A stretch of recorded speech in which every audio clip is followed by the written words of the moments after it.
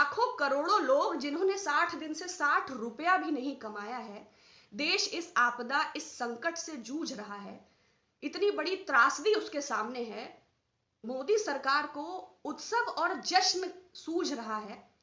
तो ये बहुत ही विशुद्ध व्यावसायिक स्टेप है। विशुद्ध राजनीतिक भी नहीं, विशुद्ध व्यावसायिक। ये उनकी कमर्शियल सोच को दर्शाता है कि किस प्रकार उनका हृदय करुणा विहीन है और भारत माता की संतानें जब इस समय कराह रही हैं, जबकि लाखों करोड़ों लोग इस आपदा से डायरेक्टली इनडायरेक्टली इन्वॉल्व हैं। एमएसएमईज का 25% लगभग 1.27 करोड़ खत्म हो चुका है। स्टार्टअप्स खत्म हो चुके हैं। एंटरप्रेन्योरशिप एकदम किनारे है। तब सरकार इसको सेलिब्रेट कर रही है, तो ये दुर्भाग्यपूर्ण है, ये शर्म की बात है। नमस्कार आप सबको। थोड़ा लेट हो गया मुझे। एक्चुअली मैं मैनिफेस्टो ढूंढ रही थी मोदी गवर्नमेंट का। मेरे पास था उसकी हार्ड कॉपी, वो तो मिल नहीं पाया। खैर मुझे ऑनलाइन ही पढ़ना पड़ा।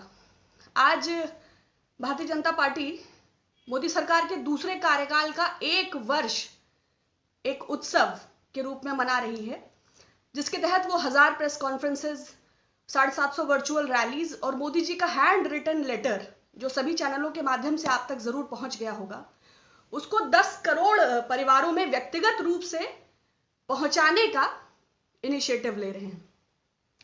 आप सबको नमस्कार। आशा है आपको मेरी आवाज अच्छे से मिल रही है। तो मैं बिना शब्द नष्ट किए विषय पर ही आना चाहूंगी।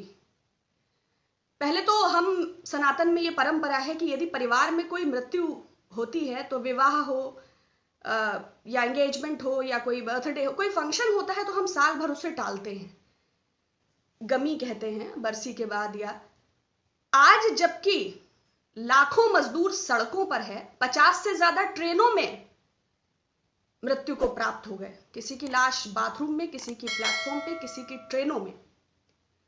400 से ज्यादा हाईवेज पर भूखे प्यासे हम सब मजदूरों की त्रासदी को प्रतिदिन देख रहे हैं। कोरोना के संक्रमण के आंकड़े भी 1.5 लाख के पार हैं। अर्थव्यवस्था वेंटिलेटर पे है, विकास का पता नहीं है और बेरोजगारी 45 साल में सबसे ज्यादा है। इस पर मैं जाना नहीं चाहूंगी, लेकिन जो देश के वर्तमान हालात हैं, ऐसी स्थिति में जबकि लाखों परिवार भोजन के लिए भटक रहे हैं और वो करोड़ों लोग, वो 40 करोड़ जो गरीबी रेखा के नीचे गए और वो 12.5 करोड़ जिन्होंने अपनी नौकरी गंवा दी। 4 लाख से ज्यादा तो सिर्फ आगरा के जूता उद्योग में है। तमाम स्टील उद्योग में 30,000 से ज्यादा है। पीतल के कारोबार में तमाम है। बुनकर, कारीगर, हस्तशिल्पी, मिट्टी के, बांस के, लकड़ी के काम करने वाले लाखों करोड़ों लोग जिन्होंने 60 दिन से 60 रुपया भी नहीं कमाया है। देश इस आपदा, इस संकट से जूझ रहा है। इतनी बड़ी त्रासदी उसके सामने है। मोदी सरकार को उत्सव और जश्न सूझ रहा है। तो ये बहुत ही विशुद्ध व्यावसायिक स्टेप है। विशुद्ध राजनीतिक भी नहीं, विशुद्ध व्यावसायिक। ये उनकी कमर्शियल सोच को दर्शाता है कि किस प्रकार उनका हृदय करुणा विहीन है और भारत माता की संतानें जब इस समय कराह रही हैं, जबकि लाखों करोड़ों लोग इस आपदा से डायरेक्टली इनडायरेक्टली इन्वॉल्व हैं। एमएसएमईज का 25% लगभग 1.27 करोड़ खत्म हो चुका है। स्टार्टअप्स खत्म हो चुके हैं। एंटरप्रेन्योरशिप एकदम किनारे है। तब सरकार इसको सेलिब्रेट कर रही है, तो ये दुर्भाग्यपूर्ण है, ये शर्म की बात है। दूसरा, मोदी जी का लेटर आपने जरूर देखा होगा। उसके 4 पॉइंट्स मैंने लिखे हैं। आई वुड लाइक टू, उस पर मैं जरूर कहना चाहूंगी। हालांकि मोदी जी आत्ममुग्ध, आत्म प्रशंसक और अहंकारी भी कह सकती हूं, क्योंकि चाहे विपक्ष हो, चाहे राज्य सरकारें हो, चाहे उनका स्वयं का मंत्रिमंडल, वो किसी भी बात को डिस्कस करना, वो उसको इंप्लीमेंट करते हैं। जो कुप्रबंधन हम देख रहे हैं, जो इस त्रासदी के हम सब जिम्मेदार हैं। अब 4 लॉकडाउन के बाद भी ये नहीं बताया इन प्रेस कॉन्फ्रेंसेज में, इस लेटर में, कि लॉकडाउन की एग्जिट पॉलिसी क्या है, टेस्टिंग क्यों नहीं इंक्रीज हो रही है। लेकिन खैर, लेटर में 4 बातें हैं और गवर्नेंस पे कुछ नहीं कहना मुझे, that is already legal. Corruption is new governance. Golden chapter in history of Indian democracy, तो निश्चय ही बिल्कुल गोल्डन चैप्टर तो ये है। पहले कभी ऐसा नहीं हुआ कि संसद में निर्वाचित सांसद के तौर पर आतंकी प्रज्ञा ठाकुर जैसा कोई व्यक्ति शपथ ले, गोडसे जिंदाबाद का नारा लगे, कोई चर्चा ना हो, महात्मा गांधी जी के पोस्टर पे गोली मारी जाए और वो सोशल मीडिया पे वायरल हो, जस्टिफाई करे एक बहुत बड़ा तबका आईटी सेल के माध्यम से, तो बिल्कुल ये गोल्डन चैप्टर है इंडियन डेमोक्रेसी का। मैं सहमत हूं मोदी जी से। इतनी भारी मात्रा में कभी मौलिक अधिकारों का हनन नहीं हुआ, इतनी भारी मात्रा में लोगों पर कभी अतिक्रमण नहीं हुआ, ना दलितों पर, ना अनुसूचितों पर, ना कामगारों पर, ना प्रवासी मजदूरों पर, ना किसानों पर, ना अल्पसंख्यकों पर। तो डेफिनेटली ये गोल्डन चैप्टर है इंडियन डेमोक्रेसी का। मैं मोदी जी से सहमत हूं, वो एक नया एरा लेके आए हैं। दूसरा, migrant undergone tremendous suffering. Thank you so much our dear kind prime minister. Finally he realized कि मजदूर जो है वो तपस्या के बाद ही उन्होंने आज दूसरा शब्द इस्तेमाल किया कि उन्हें सफरिंग हुई, उन्हें मिजरी हुई। बहुत अच्छा लगता अगर आप बताते कि आपके 3 घंटे 40 मिनट और बिना राज्य सरकारों और विपक्ष से डिस्कस किए इस नमस्ते ट्रंप और मध्य प्रदेश सरकार के गिराने के कारणों के चलते इस आपदा के कुप्रबंधन और इस पूरे देश में जो ये 18 लाख करोड़ का नुकसान हमारी अर्थव्यवस्था को हुआ है, उसके लिए आपका मतलब योग्य नेतृत्व भी जिम्मेदार है। तो अगर आप ये भी कहते, क्योंकि ट्रेमेंडस सफरिंग तो है, you are the kind reason of it. लेकिन खैर, तीसरा है to follow all government guidelines, जो WHO द्वारा है, जो लोगों, मैं खुद लगातार घर में हूं तो लोग तो फॉलो कर रहे हैं गवर्नमेंट गाइडलाइंस। आपको यह समझना है कि शराब आपने अर्थव्यवस्था के लिए खोल दी, मगर गुटखा खैनी आपने, मैंने पहले भी इस बात को कहा था, थूकने से संक्रमण फैलता है, ये WHO की भी गाइडलाइन है और सबको पता है, और ये सबसे स्ट्रिक्ट बात थी।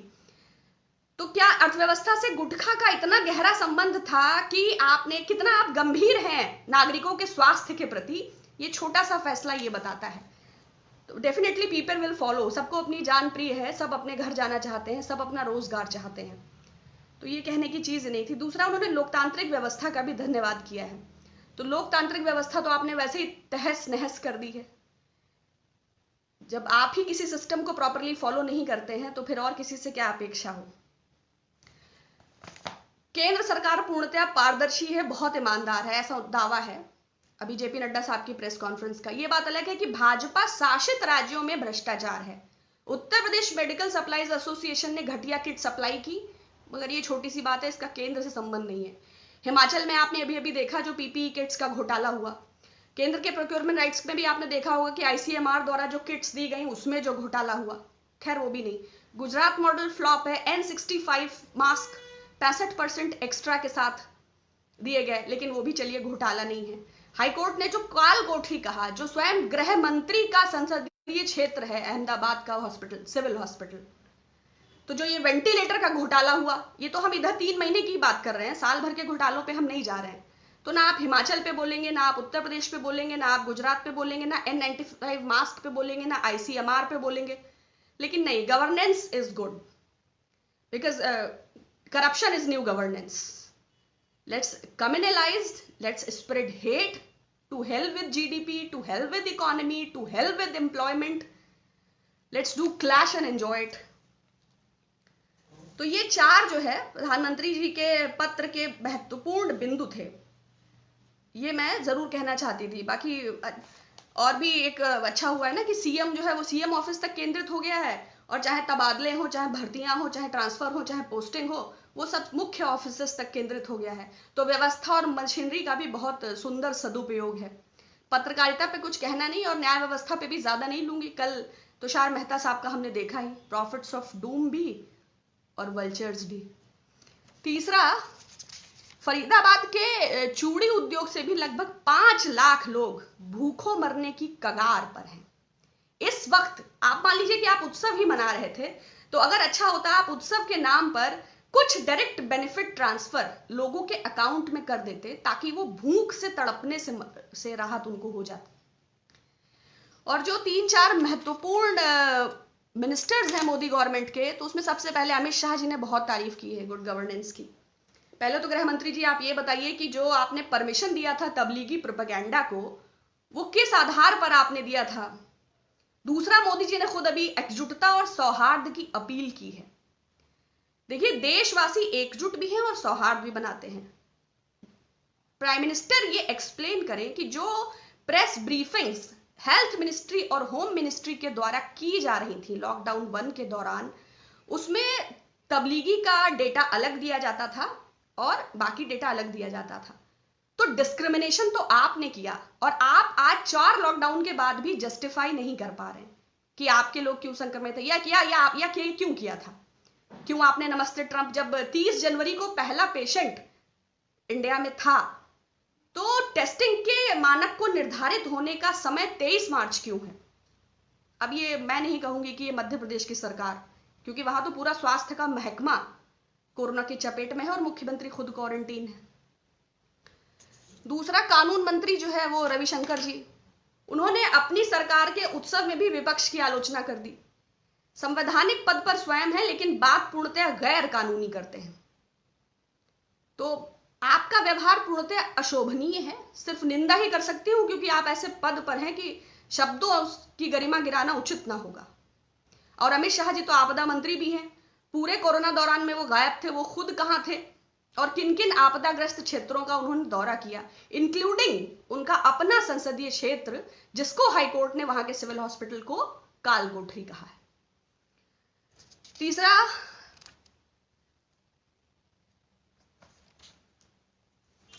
विपक्ष के रवैये को संवैधानिक और मौलिक गैर कानूनी कह रहे हैं। मतलब अपने अधिकारों का इस्तेमाल करने के पहले भी भारतीय जनता पार्टी की परमिशन लेनी होगी। That's really funny and very amazing. 6 साल में आपने जो किया है वो देश बहुत अच्छे से देख सकता है। युवाओं के सामने 3 विकल्प हैं, या तो वो बजरंग दल के कार्यकर्ता बन जाए, नहीं तो आईटी सेल के मजदूर, गौ रक्षक भी बन सकते हैं। एमएसएमईज का तो नाश कर दिया आपने, दिहाड़ी मजदूरों की बात नहीं की जा सकती।